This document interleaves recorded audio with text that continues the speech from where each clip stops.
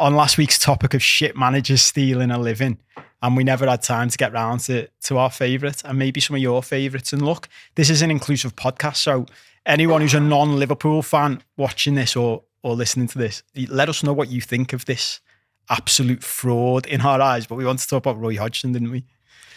Yeah, well, I mean, people have been suggesting that we talk about him for a while, and like when we did the sort of good managers, bad managers, it seemed like the right place for that to go in, didn't it? But then, as ever, and as is happening right now, we end up running out of time because of all the other nonsense we talk about in this podcast. But it still amazes me to this day that he got near the job. I know Liverpool were sort of in crisis at the time, and you know, I know how the appointment sort of came about in terms of, you know, the suits that were behind the scenes, and Martin, whatever his name was. I was just thinking, was his name Martin Broughton? Martin Broughton. But I think this sums it up, actually, the difference between things like the football world and the business world. Because I remember watching like the business side of this and the legal side. Obviously, I was still a practicing lawyer at the time. So I was watching the legal side very closely and really interested in it. And he was brilliant. And by all accounts, behind the scenes, Martin Broughton was like, what he does is brilliant, Joe, in the way he handles these situations. So in that world, he's a genius. But when it came to picking a football manager, apparently he had a big sway in it, didn't he? I think, from what I read at the time. Yeah, I think so. And I think they were worried about, I mean, you know, eventually, obviously, Kenny gets the job. And, you know, I brought in an old well-read magazine, which I used to make once upon a time, alongside my mate Steve. Oh, I didn't realise this. Is this your... This is my magazine, yeah. This was the magazine when Kenny was back, you know, the front page, Kenny's from Heaven, Return of the King, Dalglish comeback special.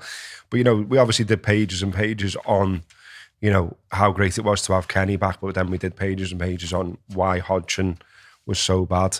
And, you know, everyone will have to sort of, I was going to say favourite moment, but that's not the right word. But I said that in the agenda, like, and as I used that word, I was like, yeah, it's almost in hindsight, it can be favourite. He was so bad. He was so bad. I mean, at the time, like, I was doing some freelance work every now and again, and I was doing some stuff for the sport, and I was actually, as well as making this magazine, I was going in the press box at times and things like that. And so I got to see firsthand how Hodgson was dealing with the media at times, and my word, he was absolutely terrible. Oh, really? See, I've never talked to you about this. Like, there was a Scandinavian journalist who, after we got beat by Everton at Goodison Park, you know, asked a perfectly legitimate question. It was along the lines of, like, you know, do you think the way, you know, you've got like two banks of four sat deep, you know, you're isolating Torres, and, like, you know, you're not getting to see the best of him, and you know, that's contribute. And he absolutely flipped on him.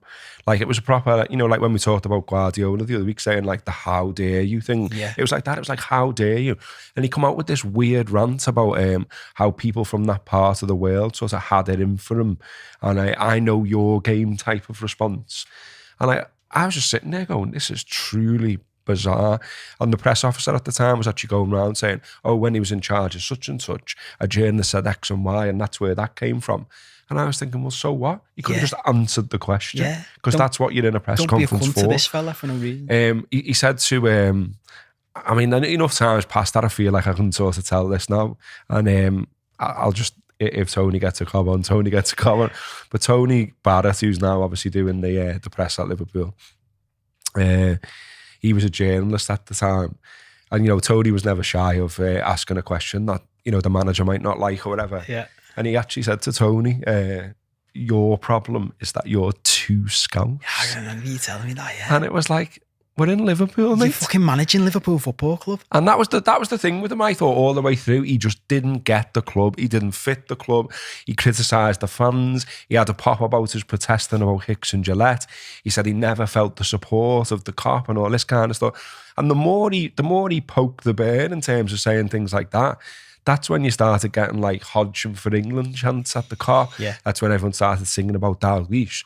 And I remember like people from outside looking in saying, you know, you never supported him. You never gave him a chance. I was just about to say that. There was bullshit. I remember it was bullshit, because I remember chatting to people before, when it was announced he was getting appointed. I remember chatting to one of my uncles and saying, it's an absolute disgrace, this appointment. And my uncle saying to me, I don't think it is. Like, why? He's all right, blah, blah, blah. And I remember everyone just saying, almost collective, like in the pubs and stuff like that, we were like, well, we'll give him a chance. I remember that being the vibe. We'll give him a chance and see how he goes. Do you remember the same? Yeah, 100%. Because it was like, I wrote articles for Well Read at the time saying I don't want him and I don't think he's the right man and that kind of thing. But it then went off and got like, perspective of a Fulham supporter and things like that. What is it you like about him? What is it that you see that we don't see type thing? And I printed those things as well. But, and I remember him coming out day one as manager. He got a round of applause from everyone in the ground. No one was on his back from day one. No. But very quickly, all the things that we thought would happen did happen. And like he was sort of alienating players that we had at the club. He was bringing in absolute shite like Konchesky. I've got a quote here about, this is actually about Paul Konchesky. There aren't many quality left-backs around in the world, never mind in England. So to find an English one who can go straight into the team without any adjustment problems is a big advantage. He's a player I know, a player I've worked with, and he knows the way we try to play and the things we try to do. That's another advantage. But the main reason for bringing him here is because we think he's a good player and he's the right man for the job. He's one of the worst players to ever play for Liverpool Football Club. Yeah, but that sort of sums it up, doesn't it? It summed up the level we were talking about. We weren't talking about like a manager who'd managed at a lower level and had all kinds of ingenious things he could bring with him. And like when we had Rafa and he brought these lads who we'd never heard of, and it was Luis Garcia and Xabi Alonso. And you were like, fucking hell, who are these? When he was bringing Paul Konchesky, that's because that was the level he was used to managing. And it was just lower in our level. Yeah. But it was things like the famous quotes, like, and it goes back to what you were saying about him just not getting it. And I always think this, in fairness to the likes of Lampard, who we mentioned last week, he understood that like you need to get the fans on your side and there's certain just easy things to say that'll do that. And he did the opposite, didn't he? So Alex Ferguson accused Fernando Torres of diving, and his response to that was, Sir Alex, and even calling him Sir Alex, is entitled to any opinion he wants to have. And you're like, mate, even if that's what you think, it's not a good idea to say that when you're Liverpool's manager. And what do you expect to happen next? And defending like the performance in the derby when we've got beat, saying that beating Everton was utopia. No, mate. Saying Northampton were formidable opposition. Formidable. And it was just, it was like, is this man? How is this man our manager? How has this happened? Yeah. Who is this fella representing us? Because I think there's a thing, and I've always said this about Liverpool managers, that you have to be a certain man to be able to do it. Like, it's almost like prime ministerial role, isn't it? Like, you're representing you're not just a coach. Like, everything you said is analysed to the nth degree by people like us, fans who've been going for years, and we want to hear the right things. We want a man who fights our corner, who represents the city and our values, all of those things. And this fella was so far off. It was just, and like, was it Bolton, I think, at Christmas or New Year or something like that, where loads of people just went, nah. Yeah. And I think was there about 30,000 there at Anfield. And I'm sure, some lol bants person will say, Liverpool fans, fucking hell.